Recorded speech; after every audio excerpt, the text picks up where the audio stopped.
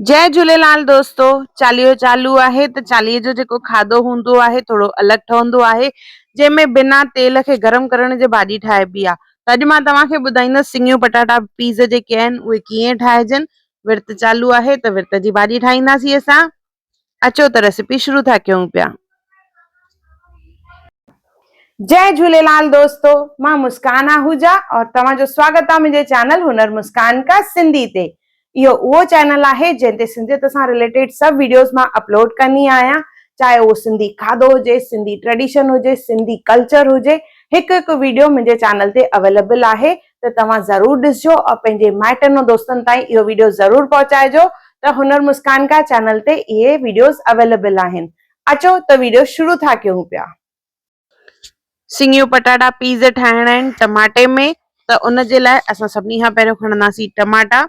हिते मां 6-7 टमाटा खया आहिनि, थोड़ी सी अदरक और हिकु मिर्च खयो आहे, 1 इंच अदरक आहे। इन्हनि सभिनी खे असां मिक्सी जार में पीसींदासीं।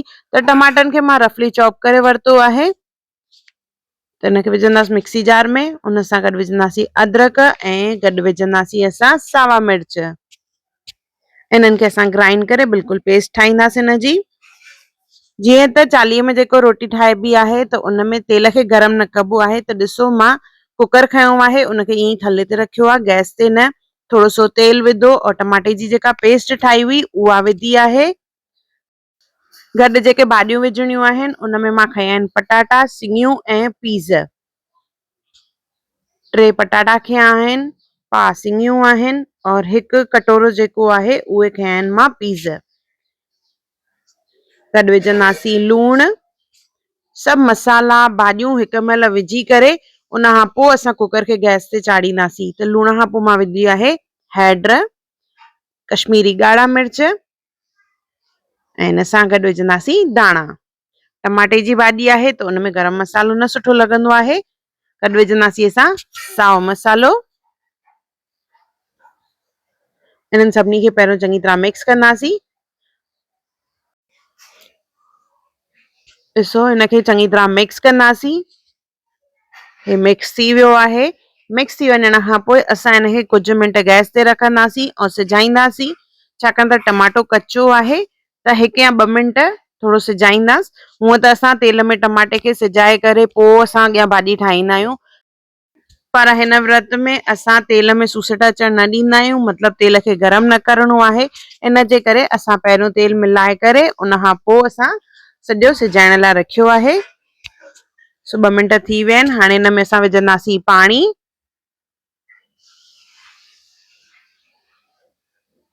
हिकु गिलास जे क़रीब मां हिते पाणी विधो आहे। मिक्स करे कुकर बंदि कंदासीं और 2 सीटियूं हणाईंदासीं। 2 खां वधीक सीटियूं न लॻाइणियूं आहिनि, न त जेके सिंगियूं आहिनि उहे बिल्कुलु चूरो चूरो थी वेंदियूं। ॾिसो 2 सीटियुनि खां पोइ असांजी भाॼी तयार आहे बिल्कुलु। इनखे हल्को सो मिक्स कंदासीं और इन में विझंदासीं असां साओ मसालो। हिन भाॼीअ जी जेका रस आहे उहा घाटी आहे, त इहा असां फुल्के सां खाई सघंदा आहियूं, जेका ॾाढी टेस्टी लॻंदी। ॾिसो केॾी बढ़िया भाॼी ठही आहे और बिल्कुलु सिंपल सात्विक। पर अगरि इहा असांखे चांवरनि सां खाइणी हुजे त इन जे लाइ असां हिन में पाणी विझी हिनखे हिकु बॉइल कंदासीं और पोइ यूज़ कंदासीं। जीअं विर्त हूंदो आहे त विर्त में माण्हू कोशिशि करे चांवर खाईंदा आहिनि, त उन जे लाइ रस जेका आहे उहा छिॾी खपे। त उन जे लाइ तव्हां पहिरियों ई जेॾी महिल भाॼी ठाहियो त ओॾी महिल उन में पाणी वधीक विझो, 2-2.5 गिलास। और अगरि पोइ करणो आहे त 1 गिलास पोइ वरी पाणी विझंदासीं, त भाॼी जेका आहे इन तरह छिॾी थी वेंदी। अगरि तव्हांखे लॻे भाॼी जाम छिॾी आहे त तव्हां 1-2 आलू खे हीअं बिल्कुलु मैश करे छॾिजो, बिल्कुलु बोरे छॾिजो। इन सां जेका रस आहे उहा घाटी थी वेंदी, छाकाणि सिर्फ़ु टमाटो आहे न, त टमाटे में जेका रस ठहंदी आहे उहा थोड़ी छिॾी ठहंदी आहे।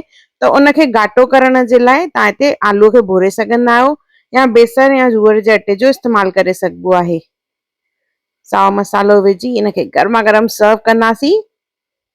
ये असांजी चालीहा स्पेशल भाॼी तयार आहे, सिंगियूं पीज़ पटाटो। ॾाढी टेस्टी आहे, ॾाढी डिलीशियस आहे। त हिकु दफ़ो ज़रूर ठाहियो और मूंखे कमेंट सेक्शन में ज़रूर ॿुधाइजो तव्हांखे इहा रेसिपी कीअं लॻी। अगर तव्हांखे मुंहिंजी वीडियो पसंद आई हुजे तो उनके लाइक कजो, शेयर कजो और सब्सक्राइब कजो।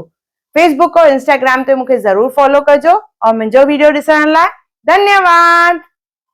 जय झूलेलाल।